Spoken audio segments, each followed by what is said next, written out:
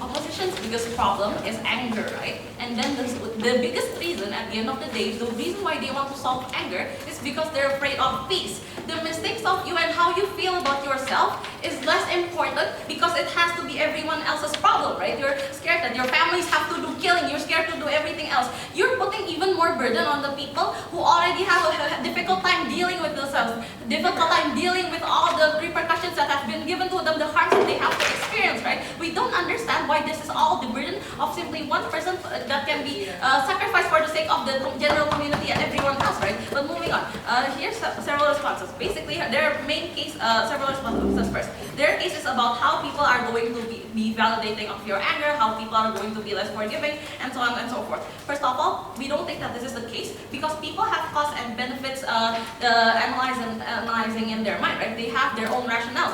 They know how the decisions have hurt them and how certain things are going to hurt them.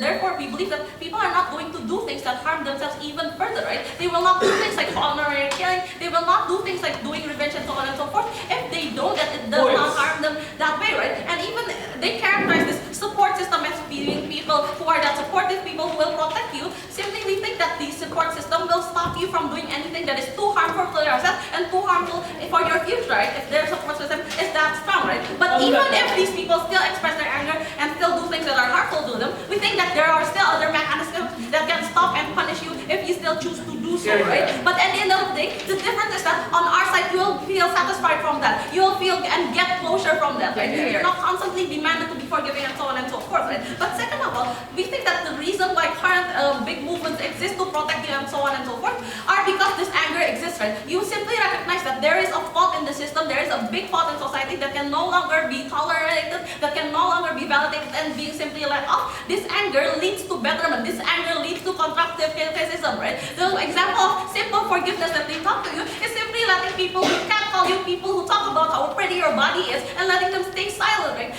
They don't know how it hurts you, they don't know and so on and so forth, because you're expected to forgive them, right? The way they can realize it's harmful to you, and the way you can generate this big structural change is by letting them know of your anger and letting them make sure that this does not happen again, right? And then they talk about how there are small cases, like for example, talking the shit that should be, that means that you need to forgive them because you're going to constantly feel anger every day and it's detrimental to you.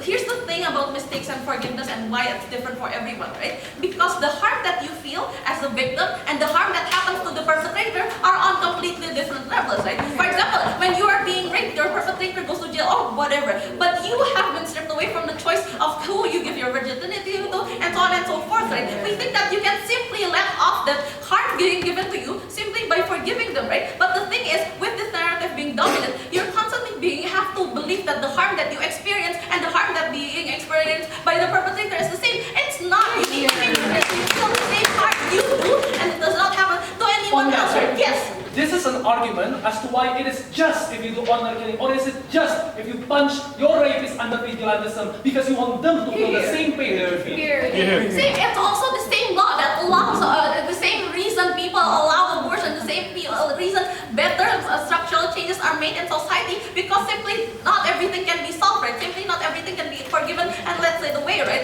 Things like honorary killing and so on and so forth. We think that eventually what matters in this debate should not about be the repercussions or the concrete results, but how you feel as an individual, how you're going to achieve closure, right? Is it better when it's enforced to you by society, or is it better when you choose to do it on your own terms and when you decide to do so, right? I'm going to bring an argument about how all these other things, it strips you of your capacity to make healthy decisions for yourself, right? The thing about forgiveness and how it's being practiced in society is that you're forgive and forget. You're expected to make future decisions that are not impacted by harms that you have experienced in the past, right? You're not expected to make decisions that's based on, for example, the characteristics of your perpetrator and so on and so forth. It forces you to not be scared of things that you are scared of, right? We think that this is bad because the reason why these people are feeling scared of certain things, the reason why people are not able to forgive other people is simply that that harm has done that much to them and they do not want to experience the same thing, right? That's why some people, for example, after experiencing that much bullying in middle school would rather prefer to be homeschooled and so on and so forth, right? right?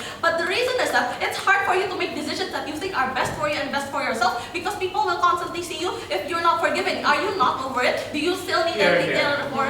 And that's why a lot of even kids that are still going have to go to high school. They have to encounter the same kind of environment and the same kind of people and defend themselves for it, right? We think that this is wrong, right? What we need to do in comparison is that they need to make decisions that are healthy from themselves. It's okay if they're not forgiving it. You need to accept that people around you in this world, people around you will understand if there are things that have angered you in the past and you're not still over it.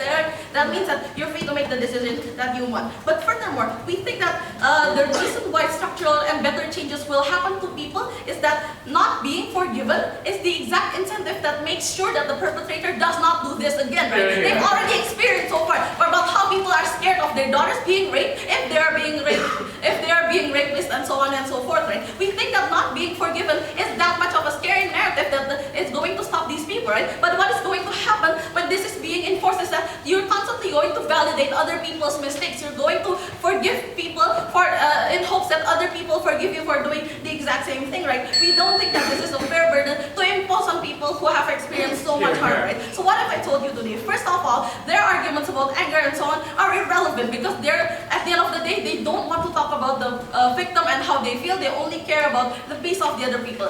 They should, what Santos should do next is explain to you why it's okay for this one victim to feel alone and shoulder the burdens of getting over all these problems at the sacrifice of structural changes that might save this victim himself and other possible victims in the future, right? And for all these reasons, we're very proud of Provo.